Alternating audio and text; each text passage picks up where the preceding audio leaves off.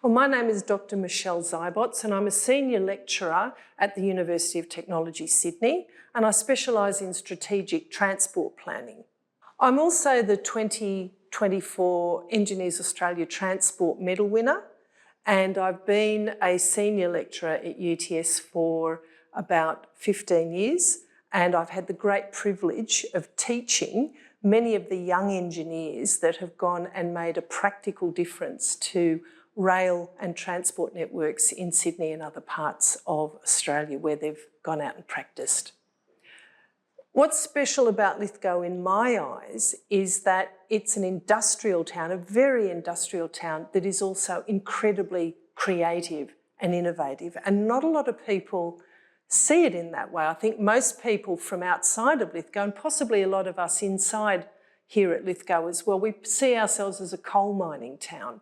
But if you look back at the history of Lithgow, you'll see numerous innovations, and they're industrial innovations, they're inventions, but they're also social institutions that have been created in Lithgow as well. So if you were to if you could press the rewind button on the tape recorder of history and replay the history of Lithgow without coal mining, I think people would be surprised at the extraordinary things that have happened here and that we would find. Well, the Lithgow Locomotive Workshop has been a very big part of Lithgow's history. It's been a very big part of that history of innovation. And the railway workshop was significant because it was the place where the electrified rail line stopped and the non-electrified rail line that supports the New South Wales Central West begins. So that was a point where there was a great deal of change and maintenance and a whole range of other things that needed to happen. So what used to happen was that diesel locomotives pulling freight would come into Lithgow, and then they would change over to electric locomotives to take their freight down to Sydney.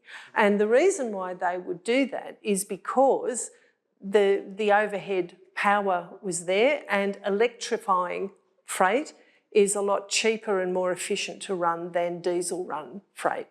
So the federal government has released its net zero roadmap and action plan for the transport sector. And the big deal for rail is that they want to see battery electric and hydrogen fuel cell trials carried out in numerous locations across Australia between 2026 and 2030. And I think one of the few places in the country that could manufacture those trials while at the same time satisfy the policy to make sure that all rail manufacturing is 50% or more Australian made, one of the few places where that could actually be pulled off successfully is here in Lithgow.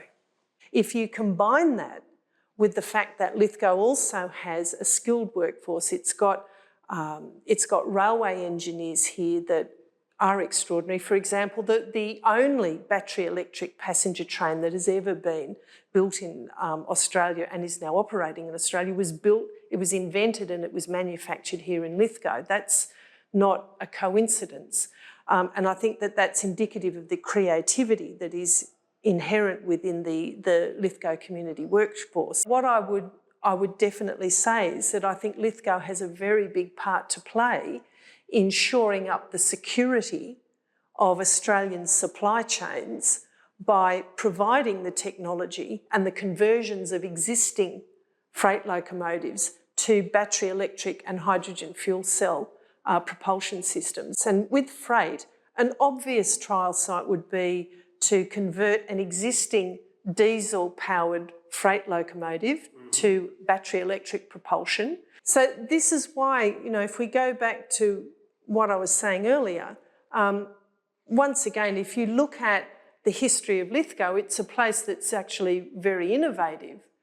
And I think now is the time for us to revisit that spirit of innovation that is actually still very, very strong in Lithgow and enable the rest of the country to benefit from it